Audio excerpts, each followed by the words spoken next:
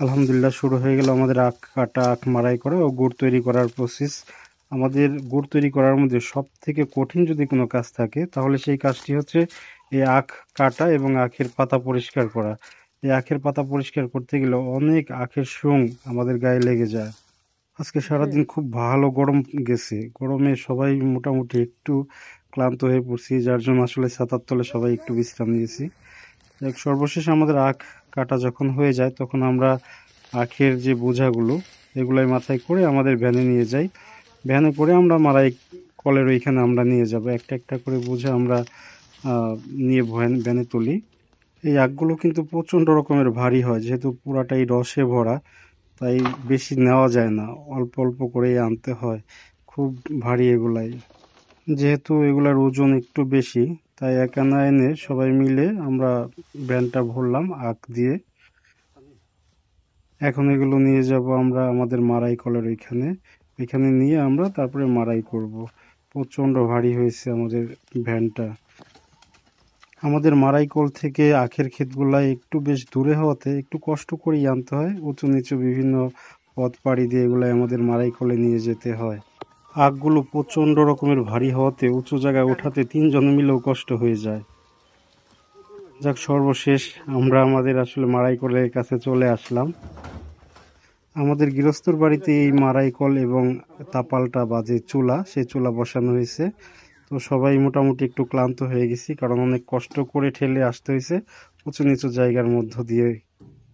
একটু জিরিয়ে আমাদের আখগুলো গাড়ি থেকে নামিয়ে নেব মারাই করার জন্য। সব আখগুলো একে একে এনে রেখেছি, এগুলো এখন মারাই করা হবে সবগুলো। মাড়াই করার পরে যে রসটা পাওয়া যায়, এই রসটা কিন্তু দেখতে খুব সুন্দর লাগে না, অনেকটা কালচে রঙের হয়, কারণ এর মধ্যে আসলে এই আখগুলো হচ্ছে একটু কষ টাইপের একটা রস বেরোয়, হ্যাঁ, যার জন্য একটু কালচে রঙের হয়। তবে এটা খুবই মিষ্টি। সাধারণ বাজারে যে আখের রস আমরা খাই, সেই রসের থেকেও কয়েক গুণ মিষ্টি বেশি হয় এই আখগুলাইতে। রস কম হয় কিন্তু মিষ্টি অনেক বেশি। আখ মারাই শেষে সর্বপ্রথম আমাদের আখের যে ছোলাগুলাই বা চাছি, এগুলাইকে রোদে দিতে হয়, কারণ আগামীকালকে আবার এগুলোই দিয়ে আমরা আবার এই আখের গুড় তৈরি করব। এইগুলাই জ্বালানি হিসেবে আমরা ব্যবহার করি। আখের গুড় জ্বালানোর জন্য আমাদের আর আলাদা করে কোনো খড়ি বা লাকড়ি এগুলাই কিনতে হয় না, এগুলাই দিয়েই হয়ে যায় আমাদের আখের গুড় জ্বালানো। আলহামদুলিল্লাহ, শুরু হয়ে গেল আমাদের নতুন সিজনের নতুন গুড় তৈরি করা। আজকে 2025 সালের নতুন সিজনের গুড় তৈরি করা হচ্ছে। আশ্বিন মাসের থেকে আমাদের এবার শুরু হলো, যদিও ভাদ্র মাসে শুরু করি, কিন্তু আবহাওয়া খারাপ হওয়ার কারণে একটু দেরি হলো। তো আমাদের এই গুড়গুলো রাসায়নিক মুক্ত ভাবে আমরা তৈরি করি, আপনারা জানেন। প্রতি বছরের মতো এবারও রাসায়নিক মুক্ত ভাবে প্রাকৃতিক আখের গুড় তৈরি করতেছি।